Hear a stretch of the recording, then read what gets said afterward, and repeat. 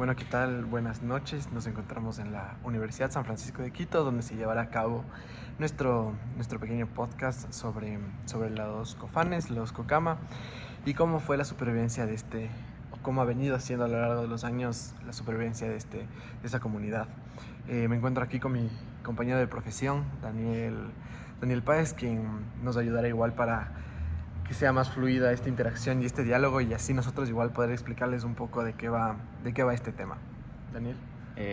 Bueno, como Joaquín estaba comentando, en este momento nos vamos a enfocar en la relación que existía entre cofanes y cocama, que es algo que a simple vista puede parecer una interacción como tantas otras que ha existido dentro de las regiones amazónicas entre comunidades indígenas, pero como logramos ver en la lectura, es algo que va mucho más allá, es mucho más complejo. Son historias las cuales van muchas veces décadas atrás y por lo tanto tienen una profundidad la cual uno necesita entender antes de juzgar muchas de las maneras en las cuales se relacionan entre sí. Sí, bueno, justamente para contextualizar un poco, bueno, los cofanes es una comunidad indígena que se caracteriza por ser un poco más conservadora en el sentido de sus valores, principios. Se mantiene con esta idea como que más ecológica, naturista, relacionada con la selva. Entonces, ¿qué es lo que pasa? Bueno, se habla de los cocama. Los cocama, en cambio, son otros grupos indígenas ubicados en Colombia, Perú y Brasil. Bueno, en este caso con los de Colombia, pues se hace ahí la frontera. Entonces, básicamente es una narrativa interesante de cómo poco a poco la modernización y el ingreso de este grupo indígena de los cocama empieza a verse y tiene una connotación como que más agresiva, más invasiva en el territorio de los cofán. Se habla en el texto de como dos tipos de cocamas, perdón.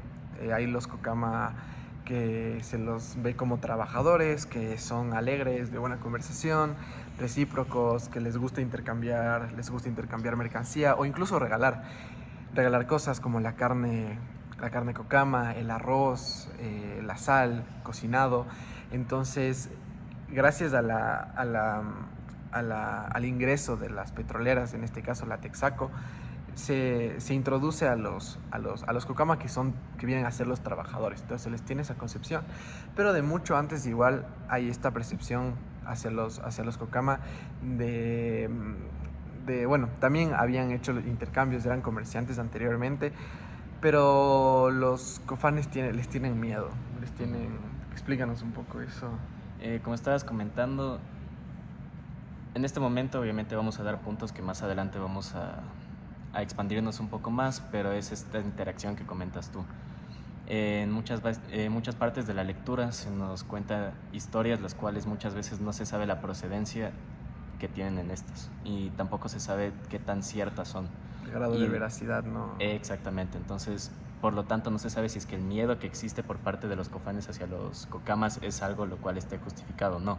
Simplemente se lo ve. Básicamente los cocamas vendrían a ser la representación más importante o más representativa que existe de la gente exterior a la comunidad cofán, que es algo que, como se nos decía mucho en la lectura, es algo a lo que siempre se le tuvo mucho miedo.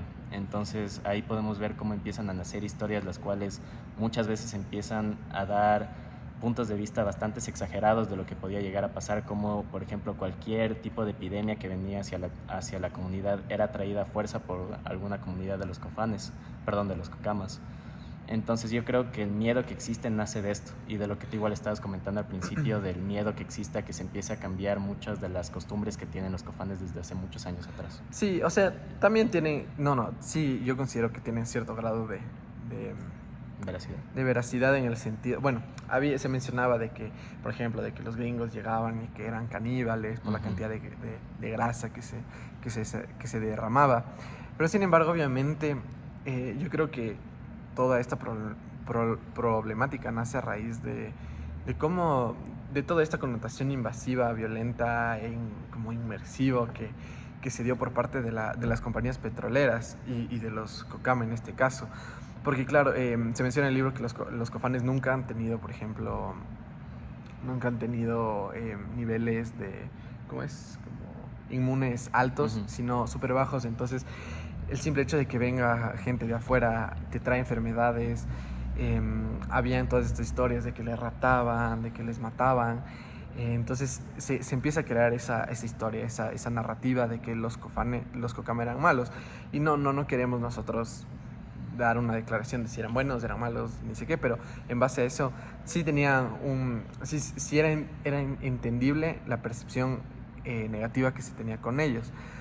Pero yo creo que todo esto, igual, esta conversación es súper importante, más que nada por cómo básicamente un pueblo, una comunidad, no ha podido tener mucha autonomía y soberanía dentro de lo que respecta a su cultura y nacionalidad. Cómo se le cambia de nombre incluso al lugar donde ellos residían por el hecho de que entró Texaco, Lago Agrio. O sea, se le decía, había una referencia con la compañía Texaco, por eso se nombra.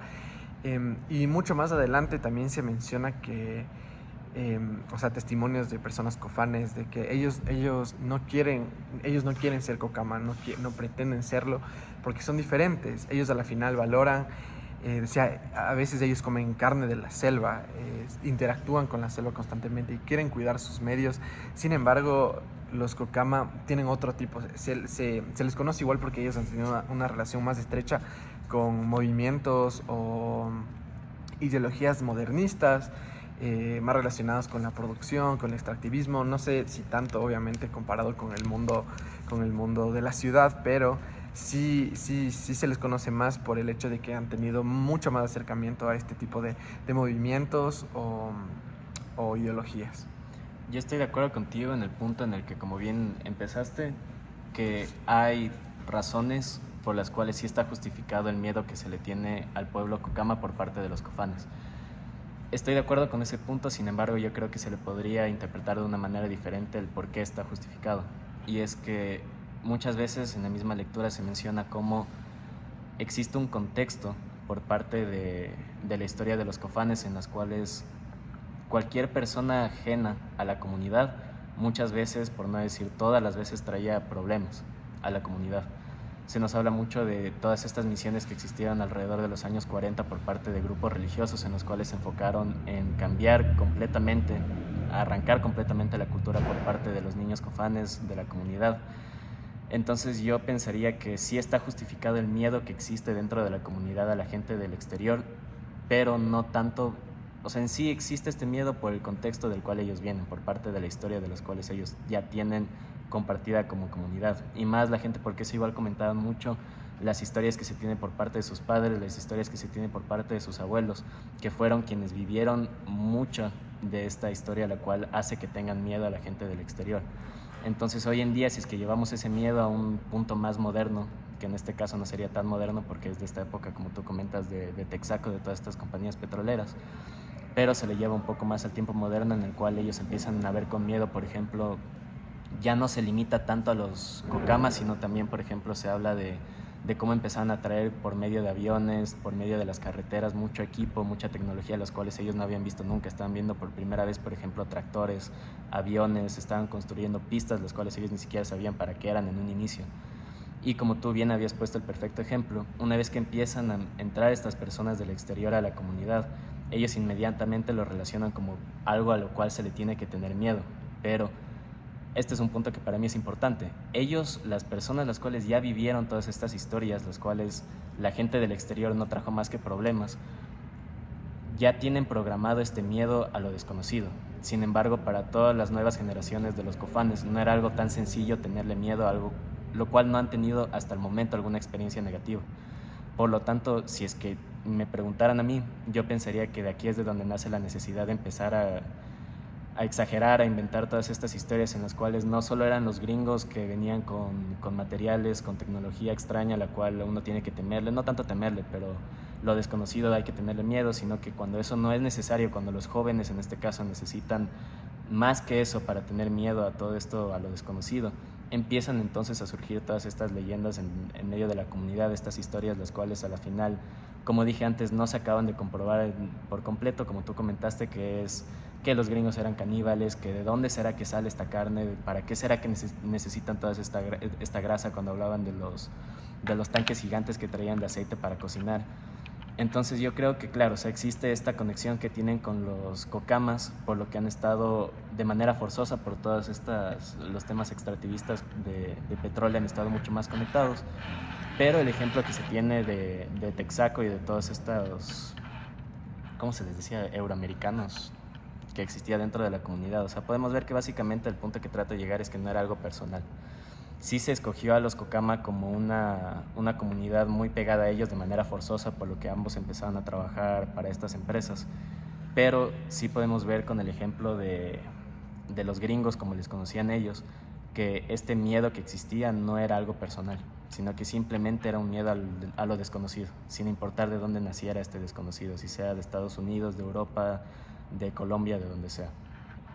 Sí, a ver, otra cosa que creo que es importante mencionar, que creo que es donde a mí por lo menos me gustaría más dirigir la discusión, es cómo esto de la autonomía a diferentes comunidades, pueblos, lo que sea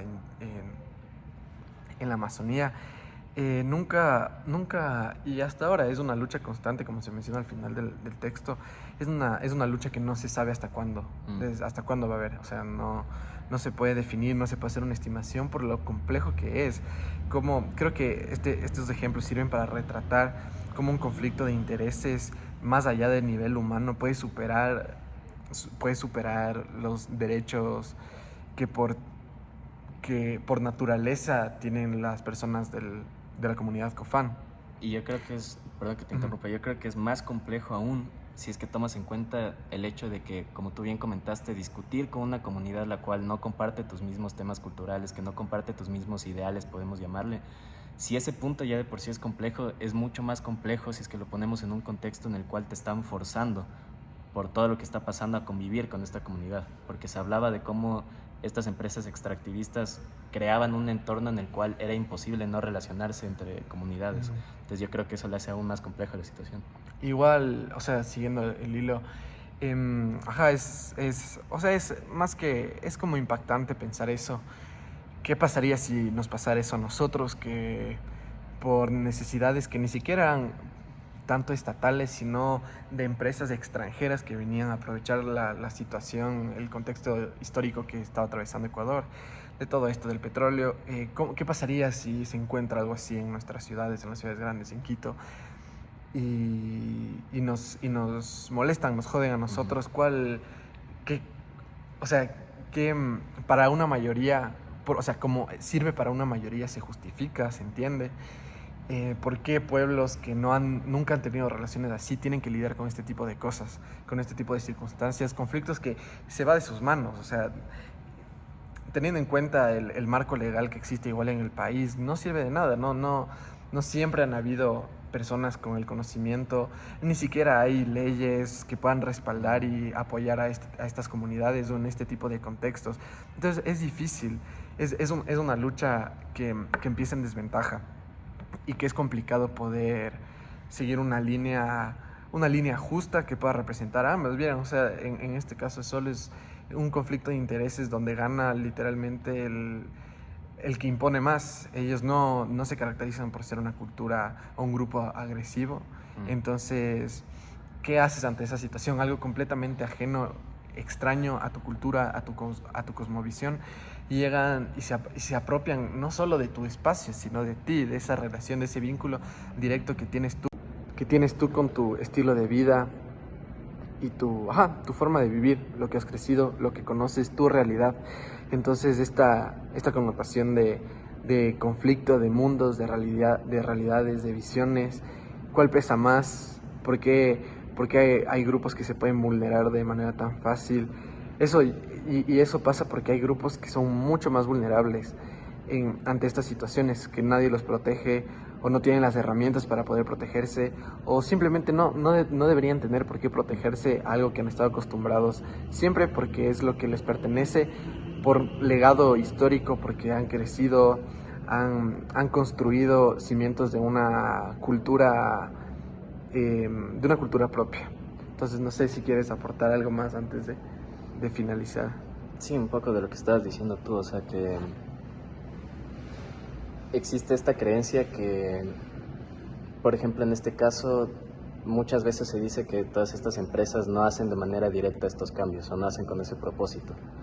Sin embargo, podemos ver cómo con el avance de la industria dentro de sus territorios, cómo van cambiando poco a poco la cultura que existe, por ejemplo, dentro de incluso la economía que ellos manejan.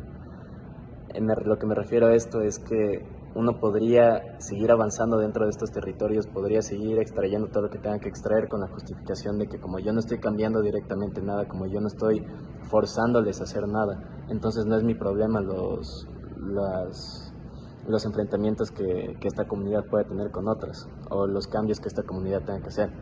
Sin embargo, si es que yo llego a un lugar, cambio el tipo de economía que ellos tienen que tener, si es que yo cambio el tipo de organización, repito, económica que maneja esta comunidad, si cambio, por ejemplo, ahora ya no se maneja a través del trueque, ya no se maneja a través del intercambio, sino que se maneja a través del intercambio de dinero como lo hacemos aquí en la ciudad. No puedo esperar que estas comunidades no tengan que a fuerza adaptarse a este entorno que yo estoy llevando dentro de su territorio y por lo tanto tengan que relacionarse de nuevo de manera forzosa con otras comunidades con las cuales no comparte su cultura. Entonces, en otras palabras, existe esta hipocresía, le voy a llamar, en la cual las empresas grandes como Texaco en este caso no hacen las cosas de manera directa para, por así decir, lavarse las manos, para no tener que rendir cuentas de manera directa con organismos internacionales, los cuales sí censuran este tipo de acciones, pero sí acaban llevando a cabo un proceso cultural, un proceso de cambio de organización, lo cual sí fuerza a estas comunidades a interactuar entre sí y por lo tanto a tener cambios dentro de su cultura. Bueno, espero que les haya gustado un poco este pequeño conversatorio, monólogo nuestro. Y un poco para reflexionar, nos gustaría escuchar qué piensan ustedes también. Pero este es un poco más o menos de lo que entendimos y más o menos Nuestra visión. Ajá, lo que percibimos y lo que nos gustaría que pase. Entonces, eso, que tengan un excelente día, tarde o noche y nos estaremos viendo.